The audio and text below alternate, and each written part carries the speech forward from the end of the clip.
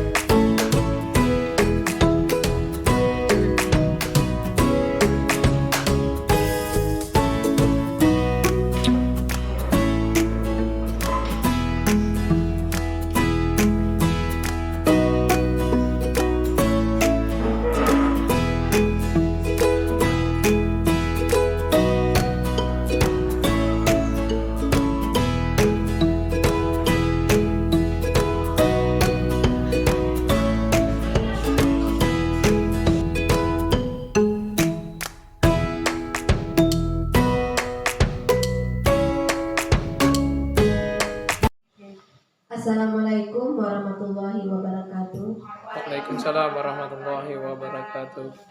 Alhamdulillahirrabbilalamin. Assalatu wassalamu ala asrofil anbiya wal mursalin wa ala alihi wa sahbihi ajma'in. Yang saya hormati Bapak Kepala Sekolah SMP Negeri 12 Bengkulu Utara, dan yang saya hormati Bapak Ibu Guru, rekan sejawat, serta staf tata usaha SMP Negeri 12 Bengkulu Utara. Marilah tak bosan-bosannya kita panjatkan puji syukur kita kepada Allah Subhanahu wa Ta'ala, yang mana pada hari ini kita masih diberikannya rahmat untuk dapat hadir di sekolah kita ini dalam rangka diseminasi budaya positif calon guru penggerak SMP Negeri 12 Bengkulu Utara. Serta salawat serta salam kita kirimkan kepada Nabi besar kita Nabi Muhammad SAW, yang mana dengan insya Allah dengan banyak bersalawat kita akan mendapatkan syafaat di akhir zaman nanti. Amin amin. Amin amin ya rabbal alamin. Baiklah Bapak dan Ibu guru, saya berdiri di sini dalam rangka akan menyampaikan diseminasi budaya positif aksi nyata saya sebagai calon guru penggerak Angkatan 7 Kabupaten Bengkulu Utara. Dalam hal ini dalam modul 1.4 yaitu budaya positif. Sekali lagi, bukan maksud saya untuk menggurui atau ilmunya lebih banyak, tetapi saya hanya ingin berbagi apa yang sudah saya dapatkan selama proses pendidikan calon guru penggerak dalam 3 bulan ini. Baiklah Bapak Ibu, saya akan menyampaikan materi saya di sini. Diseminasi budaya positif aksi nyata modul 1.4 tentang budaya positif. Saya sebagai calon guru penggerak Angkatan 7 akan menyampaikan materi saya sebagai berikut. Sekali lagi Bapak Ibu, saya bukan menggurui ya. Saya merasa di depan seperti ini seolah-olah menggurui, bukan, tetapi hanya menyampaikan apa yang saya dapat di pendidikan guru penggerak yang sudah saya ikuti. Saya akan sapa Bapak Ibu, selamat datang para guru hebat. Mari belajar bersama, berkolaborasi, saling mendukung demi mewujudkan disiplin positif di sekolah kita SMP Negeri 12 Bengkulu Utara yang tercinta ini. Berikutnya latar belakang saya mengadakan diseminasi ini. Yang pertama, karena budaya positif itu bertujuan menciptakan iklim pembelajaran positif di lingkungan sekolah. Jadi menurut saya ini perlu kita sosialisasi bersama bagaimana kita menularkan dengan teman-teman yang lain, bagaimana budaya positif ini akan kita sampaikan kepada anak, akan kita terapkan dengan anak-anak, karena kita tidak bisa melakukannya sendiri. Saya tidak bisa melakukan sendiri budaya positif itu, jelas sekali, karena kita di sini tim dan kita harus kompak, harus bersama-sama. Insya Allah hasilnya pun nanti akan puas kita jika dilakukan bersama-sama. Yang kedua, latar belakang saya adalah untuk mewujudkan murid dengan karakter profil pelajar Pancasila melalui penerapan budaya positif dengan membentuk keyakinan kelas. Kemarin beberapa hari yang lalu saya sudah membentuk keyakinan kelas di kelas 7. Keyakinan kelas ini dibuat oleh seluruh warga kelas, ya, warga kelas, yang mana mereka menyumbangkan apa yang menjadi menurut mereka yang akan dilakukan di dalam kelas tersebut, ya. Kemudian keyakinan kelas itu berisi nilai kebajikan universal. Nah, nilai kebajikan universal ini seperti bersikap tanggung jawab, jujur, disiplin, dan lain-lainnya. Nah, isi dari keyakinan kelas itu seperti itu. Kemudian dengan melibatkan murid untuk membentuk keyakinan kelas, mereka diharapkan termotivasi secara intrinsik untuk sadar dan bertanggung jawab dalam melaksanakan keyakinan kelas, bukan sekedar menghindari hukuman. Nah, keyakinan kelas ini dibuat dengan kesadaran mereka sendiri, ya, dengan kesadaran mereka sendiri, bukan karena dorongan oleh teman, bukan karena ada dorongan dari guru, bukan karena mereka itu ingin menghindari hukuman. Jadi berdasarkan unsur dari dalam diri mereka sendiri. Yang berikutnya, keyakinan kelas berisi nilai-nilai kebajikan yang bisa dilaksanakan di lingkungan sekolah. Nah, tentu keyakinan kelas ini dibuat agar mereka bisa membentuk nilai-nilai kebajikan yang bisa kita terapkan di kelasnya masing-masing. Baik, berikutnya konsep utama modul budaya positif ini Saya nanti akan memaparkan poin-poin ini. Yang pertama, perubahan paradigma belajar, ya, yang mana sebelumnya kita melaksanakan pembelajaran teacher center ke student center, ya. Jadi kita harus lebih berpusat kepada murid. Jika selama ini kita melaksanakan pembelajaran itu berpusat dengan kita, seluruhnya dari kita, yang berikutnya kita akan mengalihkan atau melaksanakan pembelajaran yang berpusat dengan murid. Yang kedua, disiplin positif. Yang ketiga, poin yang ketiga yaitu kebutuhan dasar manusia dan motivasi perilaku manusia. Yang kelima, posisi kontrol restitusi. Dan yang terakhir, pembentukan keyakinan kelas. Nah, baik Bapak Ibu, kita akan ke poin yang pertama, yaitu belajar dengan paradigma baru. Nah, paradigma ini adalah perubahan penting yang terjadi ketika kita berpikir, ya, cara berpikir yang biasa kita lakukan digantikan dengan cara yang berbeda, cara berpikir kita yang berbeda.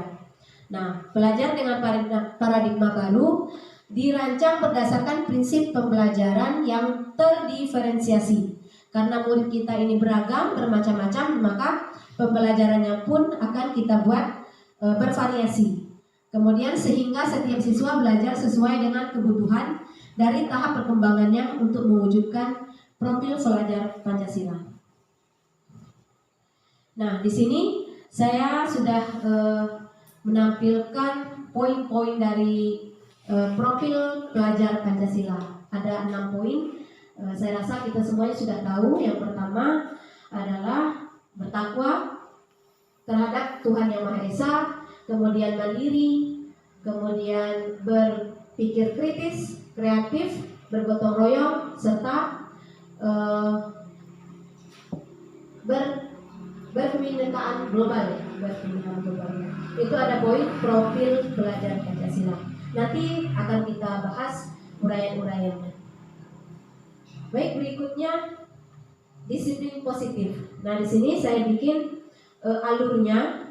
Dari yang pertama, disiplin positif ini, dalam budaya kita, makna kata disiplin dimaknai menjadi sesuatu yang dilakukan seseorang pada orang lain untuk mendapatkan kepatuhan. Ya, disiplin menurut kita itu kita melakukan sesuatu kepada orang lain untuk mendapatkan kepatuhan. Kita cenderung menghubungkan kata disiplin dengan ketidaknyamanan. Biasanya seperti itu. Kita menganggap disiplin itu patuh, ya Bapak Ibu. Kemudian tetapi intinya di dalamnya itu, di balik kata disiplin itu ada rasa tidak nyaman. Ya, ada rasa tidak nyaman.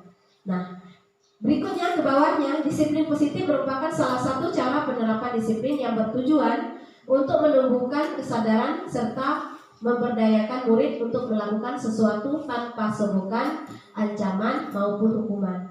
Yang di atas tadi itu adalah makna kata disiplin. Yang di bawah ini sudah masuk ke disiplin yang positif. Ya, disiplin yang positif di sini anak itu melakukan disiplin itu tanpa ancaman, tanpa ada sogokan, tanpa ada hukuman.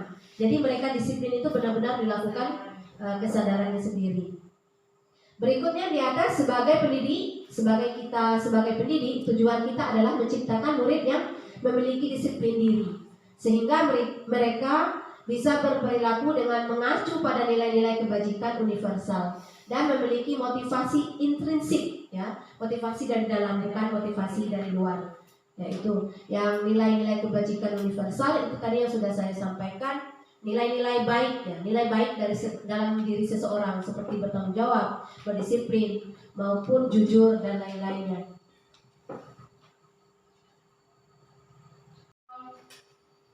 Baik Bapak Ibu, yang ketiga ada kebutuhan dasar manusia. Yang pertama ada kebutuhan bertahan hidup, ya. Kemudian yang kedua ada kebutuhan kasih sayang dan rasa diterima. Yang mana kadang-kadang siswa itu kita sering sekali mencari perhatian kita, yang mana mereka ingin diperhatikan dan lain-lain. Yang ketiga ada penguasaan dan kebebasan. Kita juga sering mendapatkan anak-anak kita yang ingin menguasai kelas, kadang-kadang mereka menjahili teman-teman yang lain. Nah, Kemudian berikutnya ada kesenangan. Nah, mereka juga senang untuk bebas dalam belajar, senang untuk melakukan sesuatu dalam belajar. Jadi ini adalah kebutuhan murid kita yang harus kita pahami di dalam kelas. Baik Bapak Ibu, berikutnya motivasi perilaku manusia. Motivasi merupakan dorongan yang timbul pada diri seseorang secara sadar atau tidak sadar untuk melakukan sesuatu tindakan dengan tujuan tertentu. Nah, di sini kita lihat menghindari ketidaknyamanan dan hukuman. Ini adalah motivasi ekstrinsik ya Bapak Ibu. Nah, karena ini mereka menghindari ketidaknyamanan dan hukuman. Murid melakukan disiplin diri karena dia takut dihukum. Nah, jadi terpaksa ya, takut dihukum. Ini merupakan motivasi ekstrinsik. Yang kedua, mendapatkan imbalan atau penghargaan dari orang lain. Nah, ini juga motivasi ekstrinsik, yang mana murid melakukan disiplin karena dia ingin dapat imbalan ya. Ingin dapat imbalan, ini merupakan motivasi intrinsik. Nanti kita bahas berikutnya poin-poinnya. Yang ketiga, menghargai nilai-nilai kebajikan diri sendiri. Nah, mereka menghargai nilai kebajikan dari mereka sendiri. Nah, ini adalah dorongan dari dalam diri mereka, yaitu motivasi intrinsik. Mereka melakukan disiplin karena sadar, mereka itu sadar akan nilai kebajikan dirinya di dalam dirinya itu. Nah, makanya ini adalah disiplin yang paling bagus ya, yang disiplin yang berasal dari dalam diri mereka. Berikutnya, konsep disiplin dengan identitas gagal. Nah, rupanya ada juga nih Bapak Ibu disiplin tetapi gagal.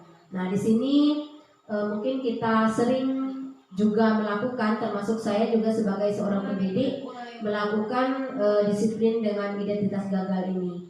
Nah, nanti kita akan berusaha untuk memperbaiki itu. Yang pertama, disiplin dengan hukuman. Kita sering melakukan hukuman terhadap anak agar mereka disiplin. Tentunya hukuman ini sifatnya apa Bapak Ibu? Hukuman ini sifatnya yang pertama menyakitkan. Ya, yang namanya hukuman itu Bapak Ibu pasti menyakitkan. Kau dihukum. Nah, kamu dihukum ini itu.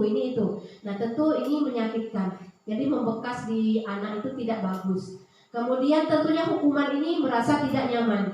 Yang namanya hukuman pasti tidak nyaman. Nah, yang ketiga apa Bapak Ibu? Murid itu takut. Ya. Karena hukuman ini murid itu menjadi takut. Yang keempat, hukuman ini sifatnya memaksa. Karena dilakukan oleh satu pihak. Bukan karena kedua pihak. Kalau kita melakukan sesuatu, kedua pihak antara kita dan anak, kesepakatan berdua, itu namanya konsekuensi. Ya. Tapi jika hukuman itu pasti memaksa. Kemudian dengan hukuman murid itu bisa menjadi rendah diri. Mereka malu dengan sesama teman dan juga malu terhadap kita sebagai gurunya. Kemudian murid menyembunyikan kesalahannya.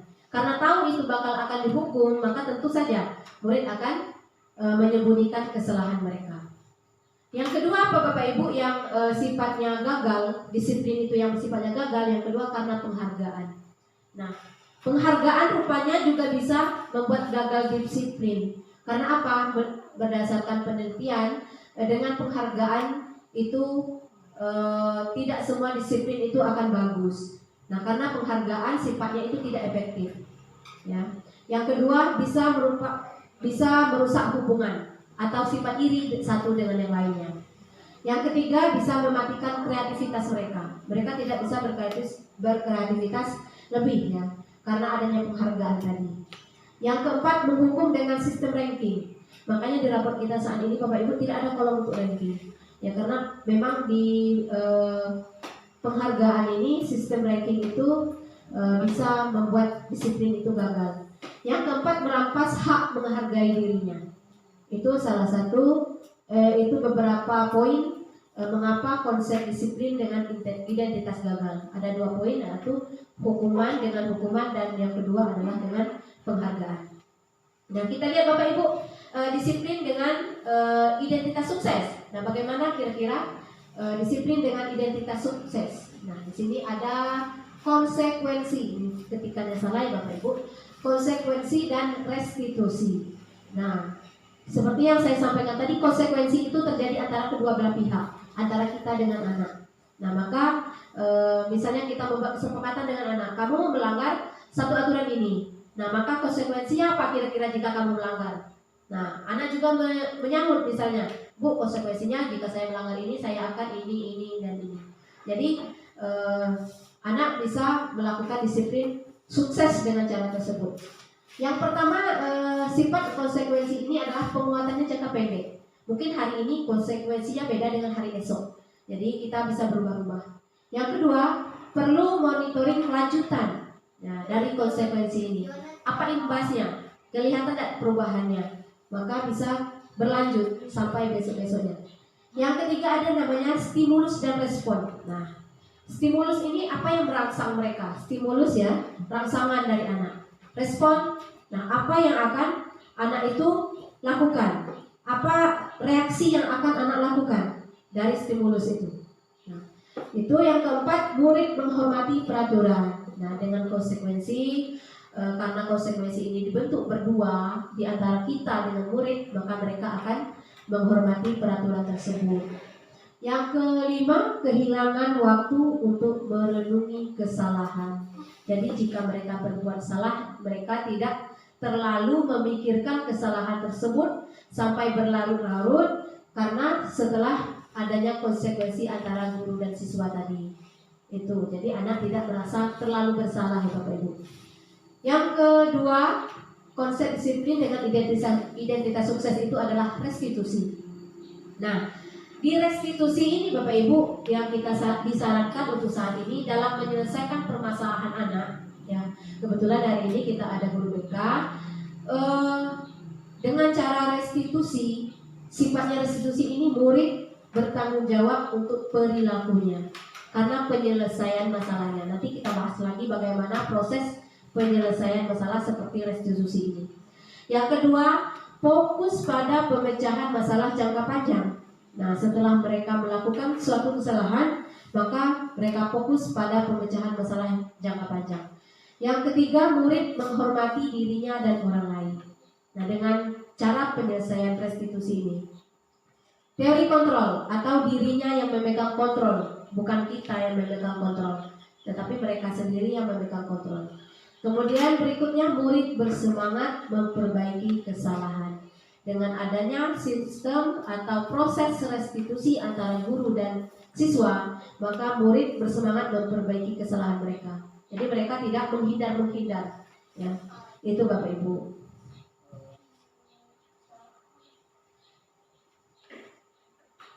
Baik, berikutnya konsep disiplin ini berdasarkan pendekatan restitusi yang saya sampaikan tadi. Sebuah cara menanamkan disiplin positif pada anak, yaitu restitusi ya Bapak Ibu. Nah, apa itu restitusi? Restitusi adalah proses kolaboratif yang mengajarkan murid untuk mencari solusi untuk masalah dan membantu murid berpikir tentang orang seperti apa mereka inginkan dan bagaimana mereka harus memperlakukan orang lain. Ini menurut Gosen, Gosen para ahli. Nah, itu pengertian restitusi, proses kolaboratif. Kolaboratif ini antara siapa dan siapa? Antara kita dengan murid. Nah, dalam hal apa? Mengajarkan murid mencari solusi. Kita mengajarkan murid mencari solusi atas kesalahan yang mereka lakukan. Nah, bukan kita yang melakukan solusi. Ya, maka mungkin sebelumnya kita jika anak bermasalah, kita yang mengambil solusi. Kamu harus ini, kamu melanggar ini, kamu harus ini. Itu namanya hukuman ya Bapak Ibu, bukan restitusi. Kalau di restitusi itu kolaboratif antara murid dan gurunya. Kemudian ciri-cirinya apa restitusi ini? Ciri-cirinya bukan menebus kesalahan, namun belajar dari kesalahan. Nah, anak setelah kita melakukan restitusi, mereka itu merasa bukan menebus kesalahan mereka, tetapi mereka itu sudah belajar dari kesalahan mereka. Walaupun yang menyelesaikan masalah itu adalah mereka sendiri. Yang kedua, bisa memperbaiki hubungan antara mereka yang berselisih tadi, antara 2 atau 3 siswa ya. Kemudian ini adalah tawaran, bukan paksaan dari guru, ya. Tawaran untuk menyelesaikan permasalahan. Jadi mereka mencari solusi sendiri bagaimana menyelesaikan masalahnya. Kemudian kita menuntut untuk melihat ke dalam diri. Kita menuntut mereka untuk melihat ke dalam diri mereka. Kesalahan mereka itu apa? Ya. Kemudian ada fokus pada karakter, bukan tindakan. Ya. Dan yang terakhir, menguatkan dan fokus pada solusi. Di dalam restitusi ini kita fokus pada solusi dari permasalahan yang sudah mereka buat. Itu tentang konsep disiplin pendekatan restitusi. Nah, kita lihat apa perbedaannya Bapak Ibu. Di sini ada contoh kasus siswa sering tidak mengerjakan PR. Sering kita temukan di dalam kelas kan Bapak Ibu. Nah, di sini siswa sering tidak membuat PR. Kita harus memberi hukuman atau harus memberi konsekuensi atau kita harus memberi restitusi. Nah, yang pertama hukuman. Kita memberi hukuman misalnya Bapak Ibu. Siswa sering tidak mengerjakan PR. Nah, kamu tidak mengerjakan PR. Ya Bu, silakan kamu berdiri hormat bendera 10 menit. Nah, kita kasih hukuman seperti itu misalnya. Nah, dalam hal ini dengan hukuman yang kita berikan, maka guru berarti marah ya Bapak Ibu.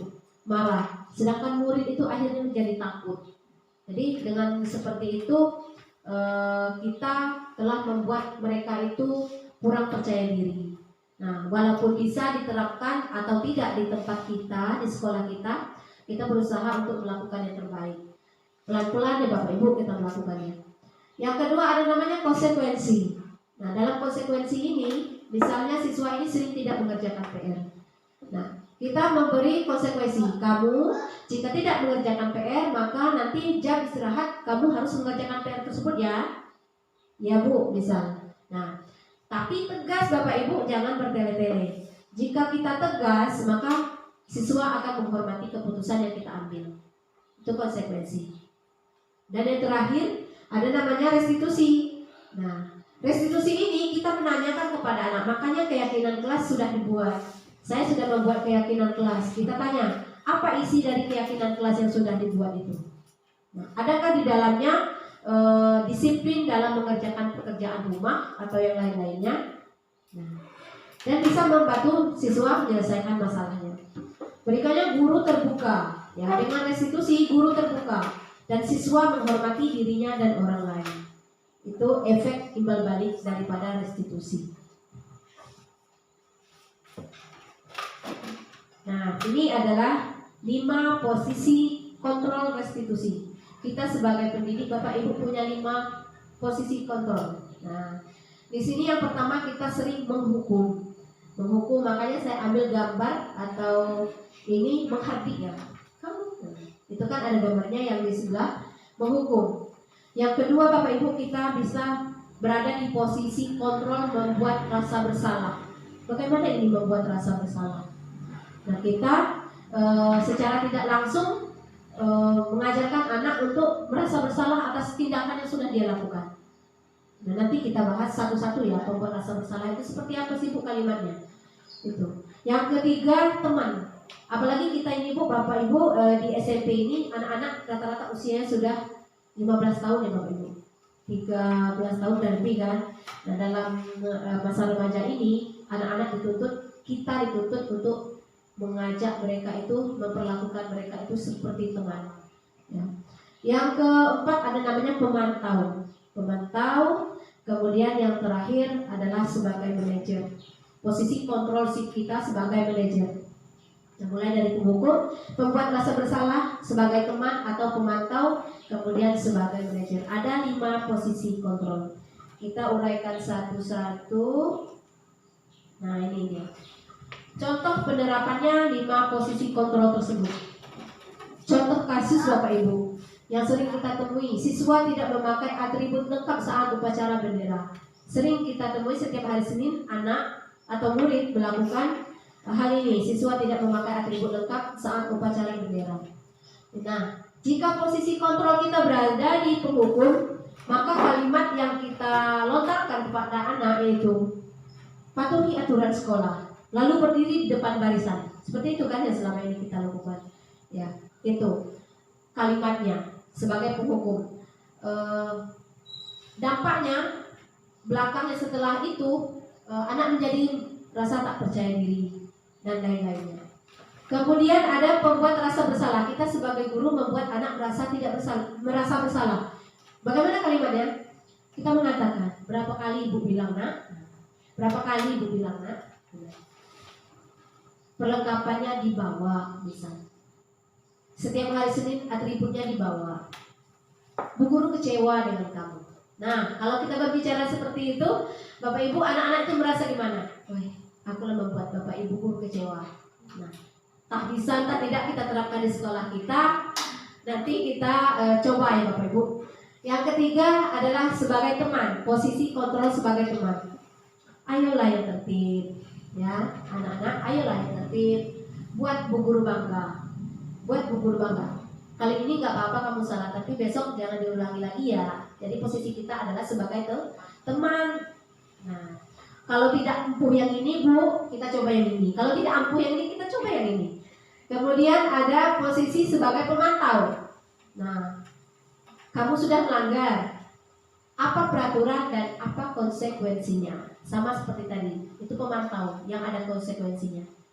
Oh ya, mereka membaca sendiri apa peraturannya Pak, tidak boleh tidak bawa atribut setiap kali upacara. Konsekuensinya saya akan hukum begini. Mereka yang menyebutkan apa konsekuensinya. Jadi mereka ikhlas untuk melakukan apa konsekuensi dari kesalahan mereka. Dan yang terakhir ini yang paling bagus sih Bapak Ibu, dari kelima posisi kontrol ini adalah posisi sebagai seorang manajer. Nah, di sini kita sudah menanyakan, apakah kamu tahu kesalahan kamu? Nah, kita tanya baik-baik, kira-kira bagaimana kamu akan memperbaiki ini? Jadi solusi dari memperbaiki ini adalah dari anak, bukan dari kita. Jadi muncul dari nilai motivasi instruksi anak, bukan ekstrinsi. Itu ya Bapak Ibu. Berikutnya, nah keyakinan kelas. Saya sudah membentuk keyakinan kelas di kelas 7. Mengapa keyakinan kelas? Tanda tanya ya. Mengapa keyakinan kelas? Mengapa tidak peraturan saja? Nah, kita lihat kasus ini Bapak Ibu. Mengapa kita memiliki peraturan tentang menggunakan helm pada saat mengendarai kendaraan roda 2 supaya apa? Supaya aman. Nah, aman itulah kita yakin akan aman jika menggunakan helm. Nah, itulah yang kita maksud. Nah, bukan peraturan. Ini peraturannya Bapak Ibu. Kita harus peraturannya kita harus menggunakan helm saat memakai kendaraan bermotor. Supaya apa? Supaya aman. Nah, aman ini adalah keyakinannya. Makanya dibuat keyakinan kelas, bukan peraturan.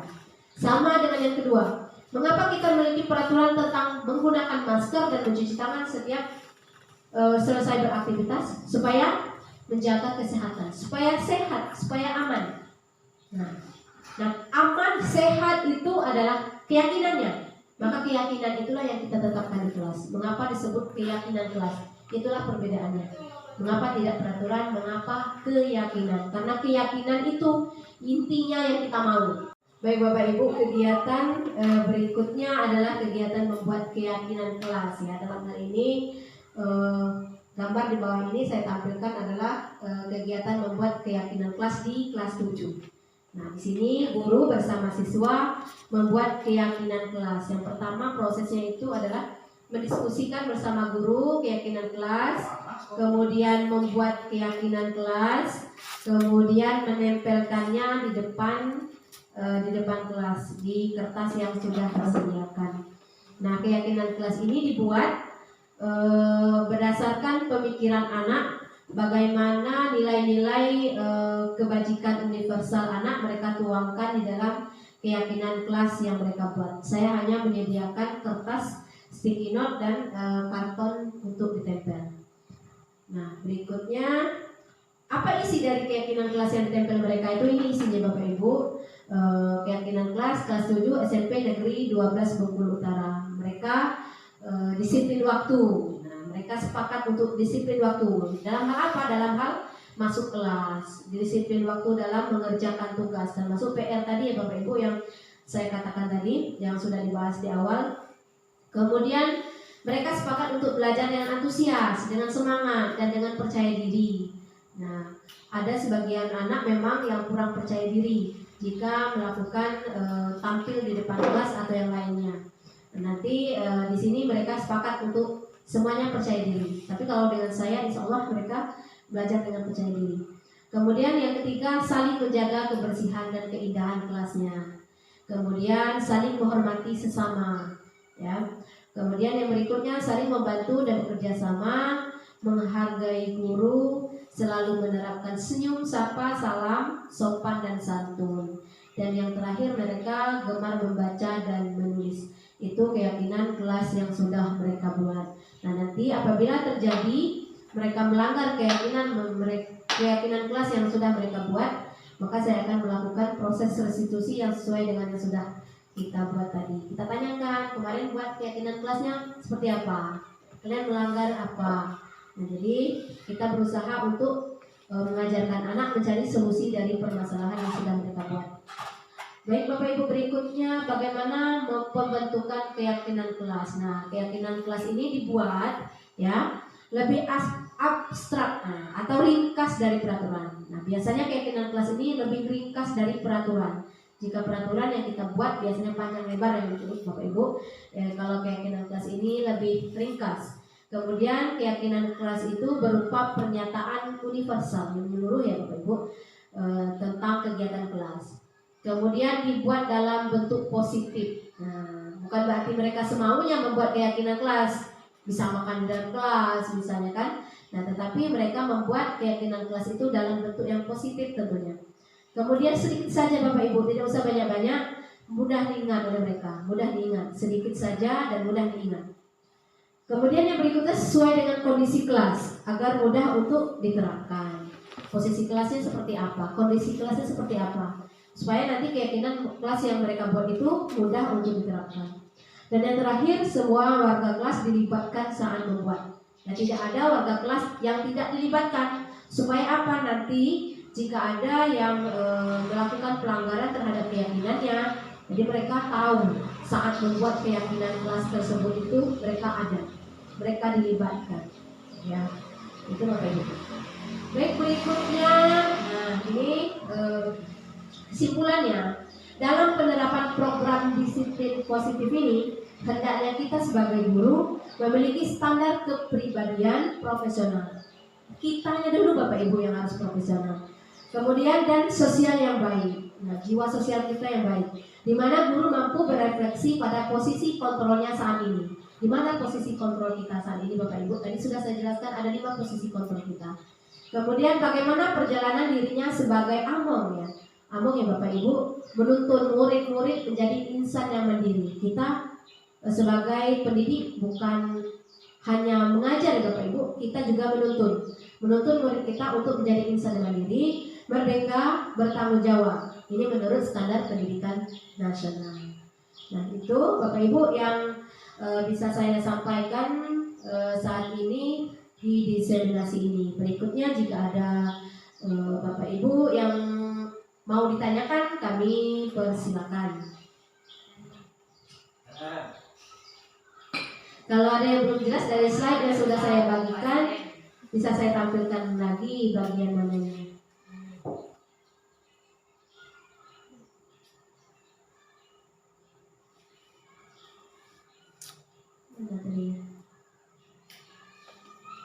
Bagaimana Bapak Ibu, tidak ada yang menanyakan?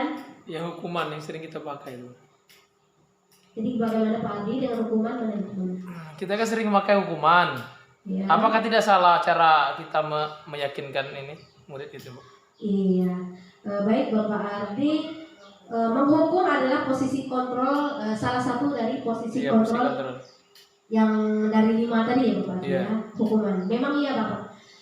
Selama ini dimanapun kita, sekolah manapun, banyak menerapkan posisi kontrol ini sebagai penghukum. Nah, inilah yang sedang kita ubah saat ini. Nah, inilah yang kita katakan paradigma baru, cara berpikir yang baru. Bagaimana cara kita naik secara perlahan posisi kontrol ini ke arah yang paling tinggi, yaitu sebagai manajer. Nah, jika sekarang posisi kita di sini sebagai penghukum, nah, bagaimana kita setingkat lebih baik lagi ke atas, yaitu coba cara membuat rasa bersalah. Kita coba dulu Bapak. Nanti apakah bisa diterapkan di sekolah atau tidak, nanti kita coba dulu hasilnya bagaimana. Nah, kalaupun sampai di posisi manajer itu sudah alhamdulillah sekali. Tidak salah Pak Adi dengan menghukum.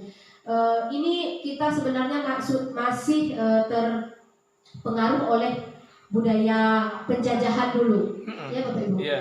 Kita masih terpengaruh oleh budaya penjajahan dahulu. Pada zaman dahulu itu kan mereka kan tidak mementingkan tentang bagaimana rasanya asih, menyebarkan asih atau kasih sayang. Jadi pada zaman Belanda dulu itu kita rata-rata pendidikan itu kan oleh orang-orang tertentu. Nah, di sini mereka itu ingin hasil pembelajarannya yang bagus. Mereka bisa mencetakkan bagaimana cara berpikir yang bagus, orang yang pintar. Mereka ingin menghasilkan itu. Supaya apa? Supaya membantu mereka dalam hal mengelola keuangan mereka di Indonesia ini. Nah, jadi mereka tidak memperhatikan bagaimana itu perasaan, kasih sayang dan lain-lainnya. Jadi hukuman adalah solusi posisi kontrol yang paling bagus saat itu. Nah, makanya sekarang kita masih terbawa oleh suasana itu. Ya. Nah, sedangkan menurut Ki Hajar Dewantara, Pak Ki Hajar Dewantara ini kan Bapak Pendidikan Indonesia. Ini sudah menganjurkan kita itu untuk menerapkan posisi kontrol di posisi manajer sebenarnya. Tetapi kita buat dulu ini kan ada 5. Kita pelan-pelan. Bukan berarti salah, tetapi kita berusaha mengurangi posisi kontrol hukum ini. Kita coba dulu membuat rasa bersalah, kemudian perlakukan sebagai teman, kemudian kita usahakan sebagai pemantau. Pada akhirnya nanti kita bisa yang terbaik, yaitu sebagai posisi sebagai manajer. Itu ya Bapak. Ya. Baik Bapak Ibu, tidak ada lagi yang bertanyakan? Jika tidak ada lagi, terima kasih atas perhatiannya yang sudah mengikuti diseminasi pada hari ini. Bukan maksud saya menggurui, tapi mudah-mudahan apa yang saya sampaikan ini bermanfaat dan ada dampak positifnya bagi sekolah kita. Jadi Bapak Ibu, itu saja diseminasi yang saya sampaikan hari ini tentang disiplin positif. Semoga kita bersama-sama bisa melaksanakan ini di sekolah kita tercinta ini, SMP Negeri 12 Bengkulu Utara. Demikian, mohon maaf jika ada salah kata. Saya tutup. Wabillahi taufiq wal hidayah. Wassalamualaikum warahmatullahi wabarakatuh. Waalaikumsalam warahmatullahi wabarakatuh. Assalamualaikum warahmatullahi wabarakatuh. Saya Eti Yunita, teman atau rekan dari Ibu Wiwi Arna di SMP Negeri 12 Bengkulu Utara. Di sini setelah Ibu Wiwi kemarin menjelaskan mengenai diseminasinya mengenai budaya positif, menurut saya itu sangat bagus ya, diterapkan di sekolah ini, dicoba diterapkan di sekolah ini. Karena biasanya di sekolah sini untuk masalah disiplin sudah ada masalah disiplin di sini, sudah ada penerapan disiplin, tetapi siswa kadang-kadang penerapan disiplinnya itu didasarkan pada tata tertib karena ketakutan mereka akan dihukum di sekolah, bukan karena dari dalam diri mereka sendiri. Jadi menurut kalau dengan adanya guru penggerak ini kan bersama-sama kita mencoba bersama-sama untuk membangkitkan motivasi dari diri siswa sehingga timbul dengan sendirinya kesadaran untuk berdisiplin mentaati peraturan di sekolah ini.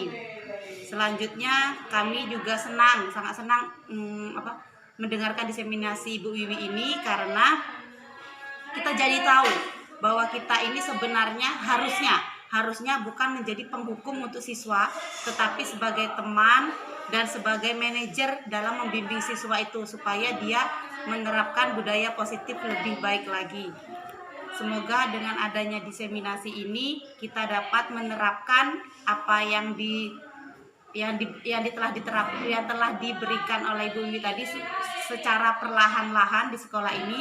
Semoga kedepannya nanti sekolah ini bisa menimbulkan budaya positif dengan kesadaran diri sendiri, baik itu sebagai guru maupun sebagai siswa. Terima kasih. Wassalamualaikum warahmatullahi wabarakatuh. Warahmatullahi wabarakatuh. Nama saya Anggo Permatari, siswa kelas 7 SMPN 12 Bengkulu Utara. Saya mewakili teman-teman mengucapkan terima kasih karena sudah melibatkan kami dalam membuat kesepakatan kelas. Akhirnya suara kami didengar. Kami sangat senang sekali Demikian, Assalamualaikum warahmatullahi wabarakatuh.